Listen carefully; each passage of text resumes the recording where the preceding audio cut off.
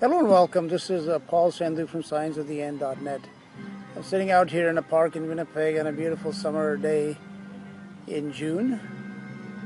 And instead of doing a regular weekly news update this week with what's happening out in our world today, I have decided to do something different, which is to give my viewers and listeners the reasons why I do these updates. Okay, the purpose of doing these updates is to compare biblical prophecy to current events, to see if what we are seeing happening in our world today is a fulfillment of prophecy. There is a vast number of people out there who are biblical prophecy teachers, and they spread a very confusing message in many cases because they don't explain the specific order in which the Bible tells us that prophecy will be fulfilled. Okay, for example, they say that the Antichrist may be revealed next year. As a matter of fact, I heard a gentleman just speak recently that said, Barack Obama is the Antichrist and he will be shown to be such in 2012. There's some people that say that the current problems in the Middle East are equated with the Battle of Armageddon. Others say that Planet X or some other heavenly body is going to strike the earth soon and is going to cause untold devastation. While all of these things have a basis in prophecy, the time for the fulfillment of these things is not just yet. Okay, so it is as important to understand what events we can expect to transpire from a scriptural perspective, but also the order in which they must come to pass. Okay, so what I'm going to deal with in this presentation today is briefly discuss the term the beginning of sorrows. Jesus said, there will be wars and rumors of wars. Kingdom shall rise against kingdom and nation against nation, and there shall be famines and earthquakes and pestilences in diverse places.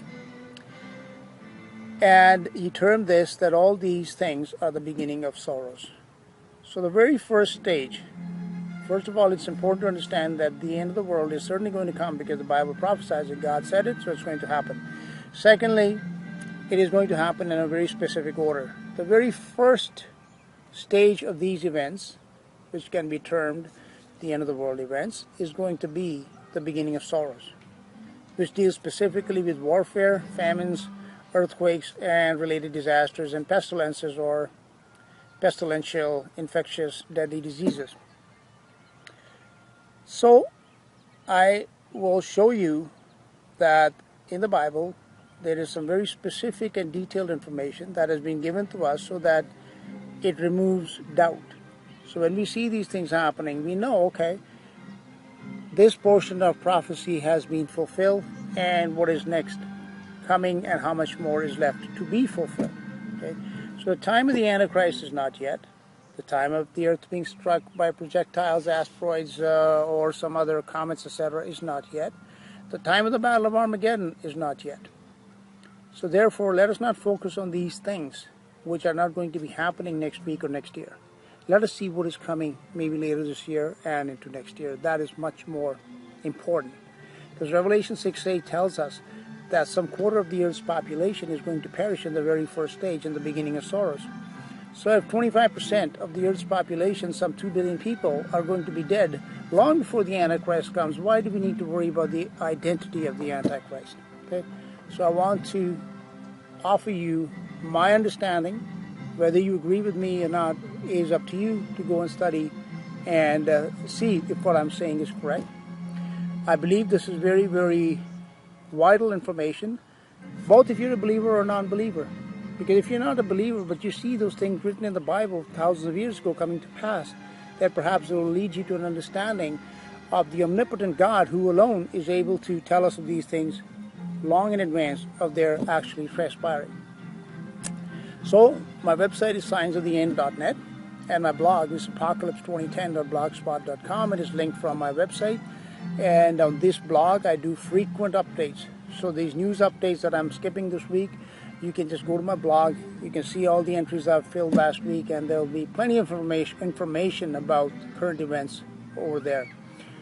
I shall be back next week with a regular news update, and I will also do a longer video which deals specifically with how to watch for the fulfillment of prophecy in the news. Okay? Thank you again for listening. If you find this information to be useful, please share it with your friends, your family, and with your pastors, any websites that you like. Thank you again. I appreciate all the viewers, and I appreciate all the people who actually study and want to understand our times that we live in, which are really troublesome times, but not nearly as troublesome as they're going to be getting in the very near future. Thank you. May God bless you all. Hello and welcome. This is Paul Sandhu from scienceoftheend.net. The title of this presentation, actually in this presentation, I would like to expound on the signs to watch for if biblical prophecy is being fulfilled in current events. In Luke chapter 21, Jesus, when he gave us signs of the end of the world, he told us to watch and pray. Therefore, it is imperative that we know what we are watching for. Nowadays, there's so much happening in the world on a daily basis that it is impossible to cover all the news in a weekly or even bi-weekly basis. Therefore, I post frequent updates on my blog at apocalypse2010.blogspot.com. In these updates, I compare current events to biblical prophecy in the following 5 categories based on Matthew chapter 24:7 and Revelation chapter 6 verses 1 to 8. And these 5 categories are the world economy, wars, revolutions, social unrest, and spreading anarchy around the world, the news about food shortages and famines that are developing in 2011, and reports on extreme weather and climate disasters that are occurring worldwide at a rapidly escalating pace in 2011. And the 5th category is that of pestilential reports of pestilential deadly diseases and or breakout of pandemics. So the reason I watch for these things in the news is because in Matthew chapter 24:8, actually let's read Matthew chapter 24:7 and verse 8. In 24:7 Jesus said, "For nation shall rise against nation, and kingdom against kingdom, and there shall be famines, and pestilences, and earthquakes in diverse places. All these are the beginning of sorrows." So the question I want to answer in this presentation is, what are the beginning of sorrows for the world? The book of Revelation details the events that would transpire during the beginning of sorrows when the first 4 seals of Revelation chapter 6 verse 4 are open. So I would recommend that you go and read the whole book of Revelation, but chapter 6 in particular, because that is very pertinent to the time that we are living in today. So let's begin reading in verse 7 here. And we read, "And when he had opened the 4th seal, I heard the voice of the 4th beast say, Come and see. And in verse 8, "And I looked, and behold, a pale horse, and his name that sat on him was Death, and hell followed with him. And power was given unto them over the 4th part of the earth to kill with sword, and with hunger, and with death, and with the beasts of the earth." In Revelation chapter 6 verse 8, this is a summary of what has going on, what has begun to happen as the seals began to be opened, beginning in chapter 6 verse 1. So the consequence of these, by the time we get to the opening of the 4th seal, will be we will be heading towards the culmination of the beginning of sorrows. And what exactly will happen in this time, that is what is of a great deal of relevance and of interest to us, because we live in these times that I believe we will actually see these events begin to transpire in the very near future. So Jesus said there will be wars, famines, pestilences, and earthquakes with related climate disasters. These are the beginning of sorrows. These devastating events will likely claim a quarter of the Earth's population before the next stage of the end of the world begins. Sadly, the only real evidence we have that the events that will lead up to the end of this present evil world will have begun will be when the following conditions will prevail all across the globe in every nation on the planet. And I emphasize that word, that these things must be happening in every nation on the planet. What things? Warfare, famines, earthquakes and related climate disasters, and pestilences or deadly pandemics, which will claim millions of lives all across the globe. Warfare is not limited. The meaning of warfare in this context is not limited to war between nations, but it also means civil war, revolutions, riots, and a general state of anarchy. Earthquakes also generate other disasters such as tsunamis, volcanic eruptions, sinkholes, and floods. Conversely, volcanic activity and floods can also cause seismic activity. But what is important to keep in mind is that it is only when every country on earth is being catastrophically impacted by at least one of these four types of catastrophes, resulting in the loss of life on an unprecedented scale, can it be said without doubt that the biblical end of the world prophecies have begun to be fulfilled. These conditions have not been seen globally until now, so none of the biblical end of the world prophecies have yet been fulfilled. The sorrows prophesied to come upon the whole world have not yet begun. Although from a climate disaster perspective, there has been unprecedented destruction this year, the other types of catastrophes, war, famine, and pestilence, have not yet begun to be nearly as destructive as they will be in the not too distant future. Now, Revelation chapter 6 verse 8 warns that a full quarter of the earth's population will perish in the time of the beginning of sorrows. So the two infallible signs that the biblical end of the world prophecies will have undoubtedly begun to come to pass will be, number one, there will be global catastrophic destruction, and number two, some 2 billion lives will be lost in a very short period of time. Now all this may happen within this decade, probably even by the mid-2010s. So there is a distinct possibility with a very high probability that some 2 billion people will perish before 2020, maybe even by 2015, and the planet will see destruction on a scale not seen since the flood of Noah. Sadly, this will just be the beginning of sorrows, not yet the end. Much more destruction awaits the world after these events. Sorry, I had to pause the recording there for a second. Anyways, to repeat, the two infallible signs that the biblical end of the world prophecies will have undoubtedly begun to come to pass will be, number one, there will be global catastrophic destruction. So unless every country in the world is experiencing some type of destruction through war, famine, climate disasters, or deadly pandemic diseases, this is not going to be a fulfillment of biblical prophecy yet. We will still be only in the warning stages, which we are in at present time.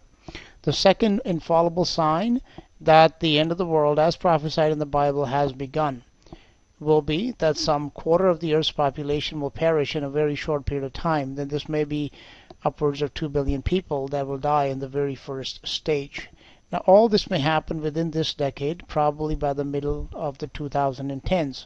So there is a distinct possibility with a very high probability that some 2 billion people will perish before 2020 and maybe even by 2015. And the planet will see destruction on a scale not seen since the flood of Noah. Sadly, this will just be the beginning of sorrows, not yet the end. Much more destruction awaits the world after these events.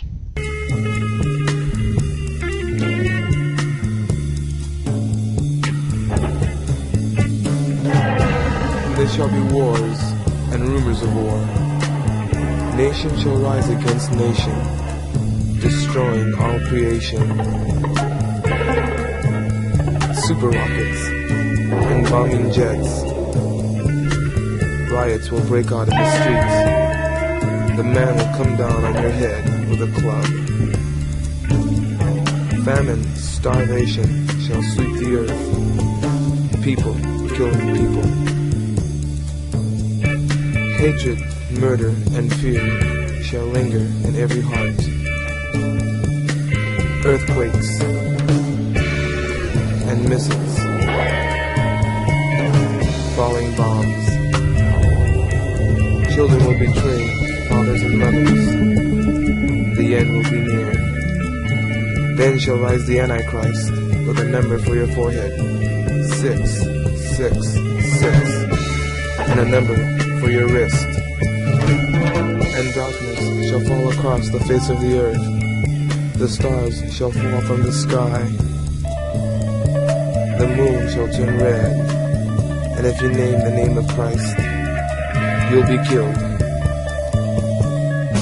Then Jesus Christ will come again.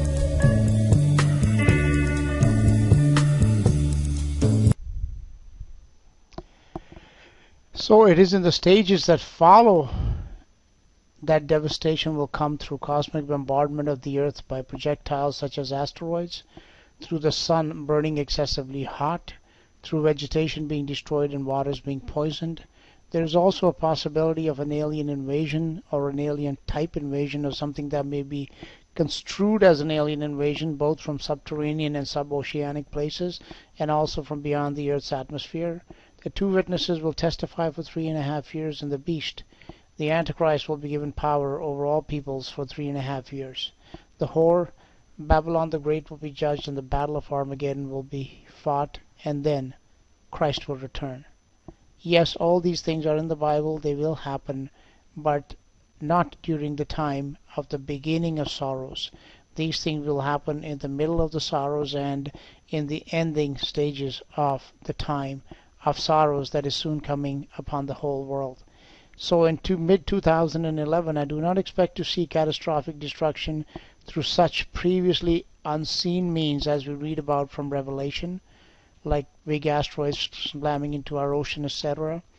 From now till the end of the first stage, the culmination of the beginning of sorrows, much devastation awaits the world, but through previously experienced means of war, famine, earthquakes, and pestilences, albeit on an unprecedented scale.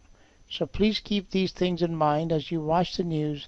Look for events that speak about global warfare, global civil war, global unrest. Look for global climate disasters. Look for some kind of global pandemic breakout. Look for food famines and food shortages spreading across the globe that are going to destroy millions of lives. That's what we should expect to see happening in the next few years.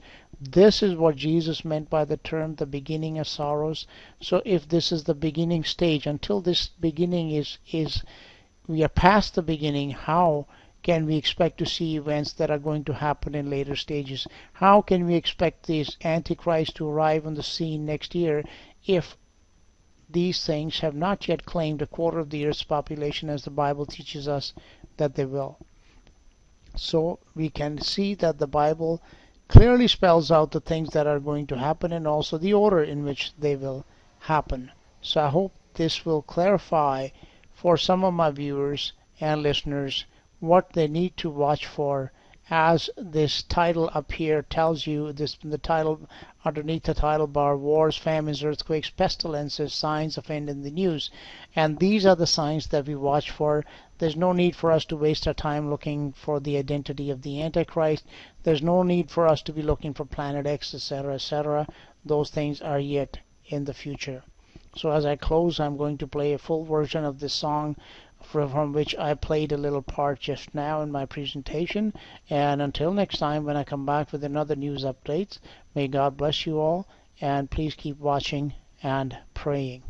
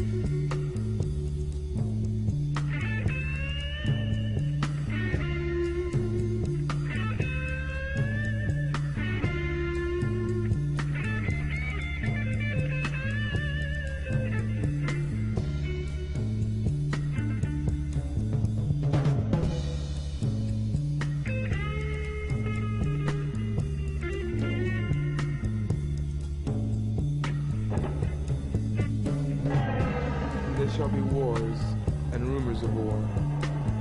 Nation shall rise against nation, destroying all creation. Super rockets and bombing jets. Riots will break out in the streets. The man will come down on your head with a club. Famine, starvation shall sweep the earth. People killing people. Hatred, murder, and fear shall linger in every heart. Earthquakes and missiles, falling bombs. Children will betray fathers and mothers. The end will be near. Then shall rise the Antichrist with a number for your forehead. 666, and a number for your wrist. And darkness shall fall across the face of the earth. The stars shall fall from the sky. The moon shall turn red. And if you name the name of Christ, you'll be killed. Then Jesus Christ will come again.